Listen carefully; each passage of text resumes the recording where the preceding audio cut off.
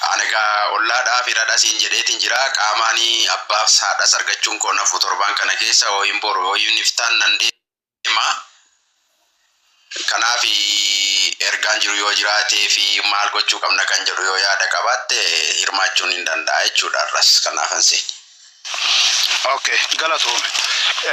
Waan laal nuyi amma maatii kananii bira tan dhaabbannu dirqama kan keenya jechaadha. Maaliifin intala akkana jirtu tana dhabuun isaanii miti Oromoon baay'een waan ta'aa jiru ilaaltaa jechaadha.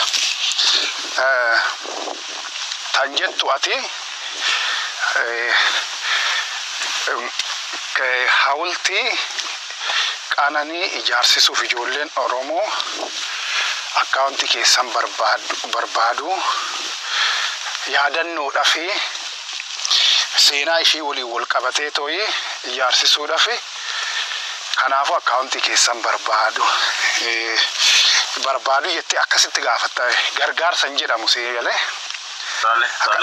akkasitti gaafattee yoo barbaadan isaan hawultiillee ta'anii ijaaranii yoo barbaadan waan barbaadan itti godhatanii jechaadha. Ergarraa nu fuuteen booda immoo nuyi nama sirriitti kakaasnee irra deebinee nama sirriitti kakaasnee tooyi gargaarsa kanarratti namoota jajjabaa barbaannee achittis koreen ijaarame garuma keetiin ati koree nama jabaa wayii nuuf fiddee si dabalatee too koreen ijaarame guyyaa lamas haa ta'u guyyaa sadis haa ta'u gargaarsi maatii qananiitti godhamuun dirqamaa jechaadha. Kuni dirqama Oromummaati jechaadha. Hamileedhaaf tokkummaa keenya agarsiisu mee akka miidiyaa kanarratti qananii jennu kuni gooneetoo lafarratti gooneetoo yaa mul'isnu jechaadha. Harri guyyaan 26 ji'a kana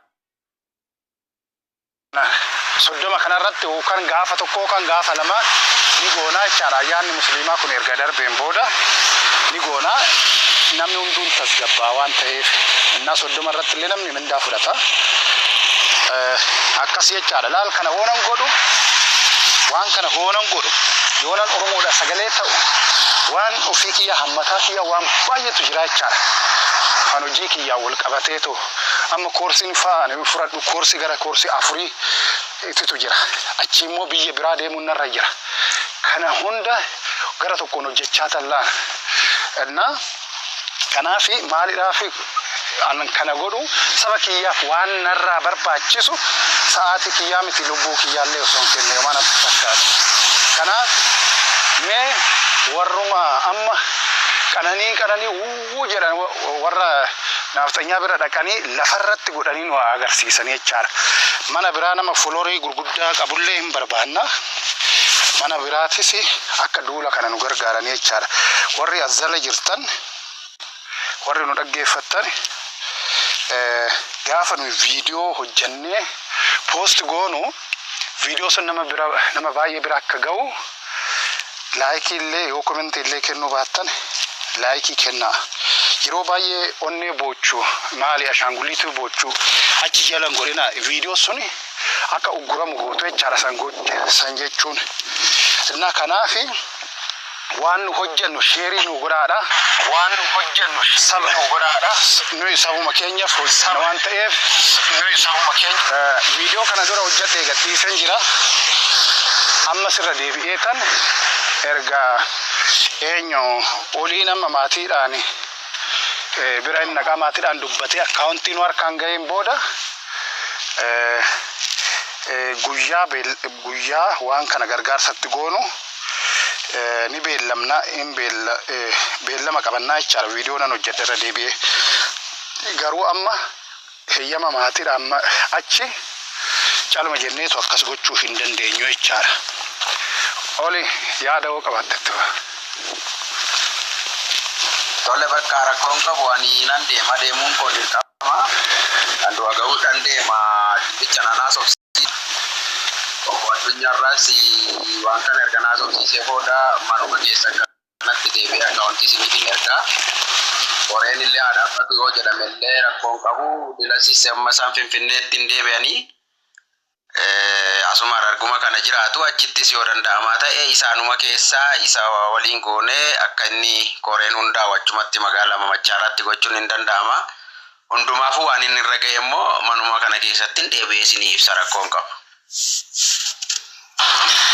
Okay, guddaa galatoomi.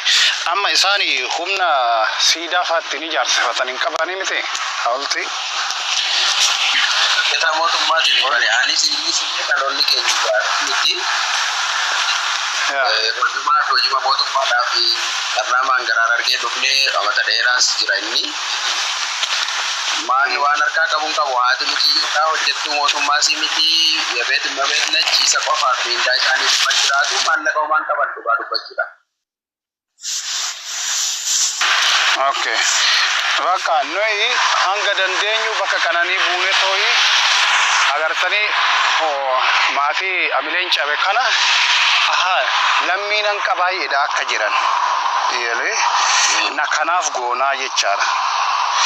Kana waan ta'eef ati kana nuu mijeessi namni koree ta'u immoo nama miidiyaa irratti beekamu osoo ta'e nama eenyu tiktookii fayyadamu osoo ta'e salphaadha nama uummanni beeku salphaadha lafarratti osoo hin taane miidiyaa irratti jechaadha. Harargee keessa namni ati beektu Finfinnee keessa ijoollee artistoonni hin jiru. Finfinnee keessa artistoonni hin jiru. Namoota tokko fudhanna namoota lamaan tokko fudhanna yookaan Ittiiqaa Tafarii isaanillee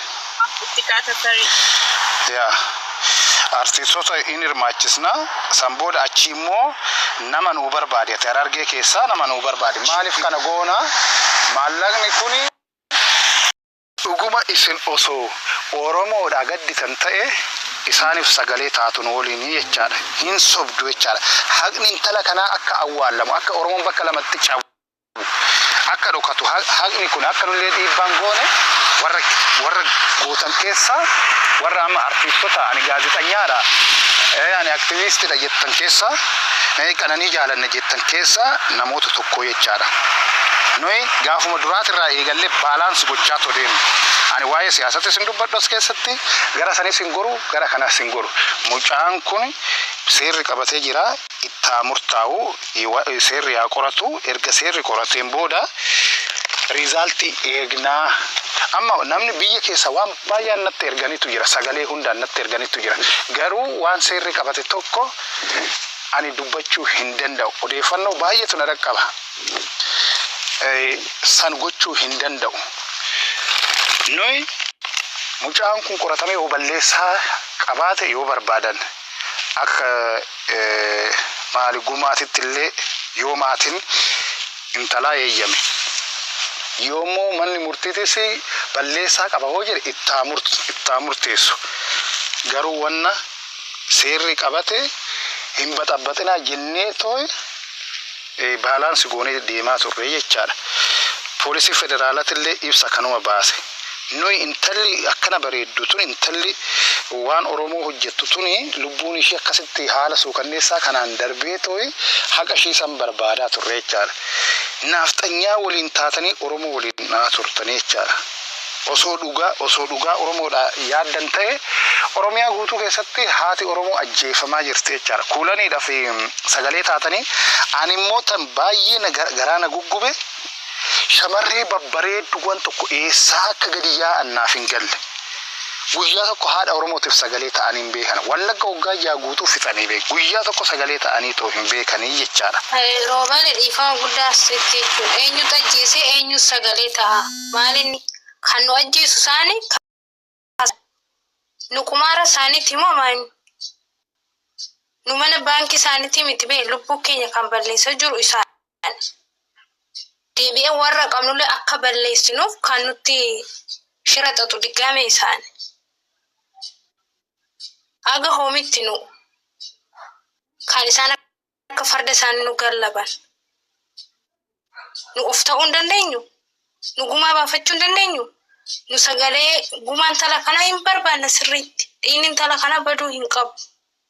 Akka mataa kootti kan hin barbaadu an. Osoo seerrillee lakki Andu'aalam akkas hin goone osoo naan jedhe hin fudhadhu. Lakki Andu'aalamitu osoo godhe naan jedhe illee hin fudhadhu. Mucaan dubbachuu qaba afaan isaatiin ani seerri an qorate akkuma jirutti ta'eetoo sanis hin fudhannaa.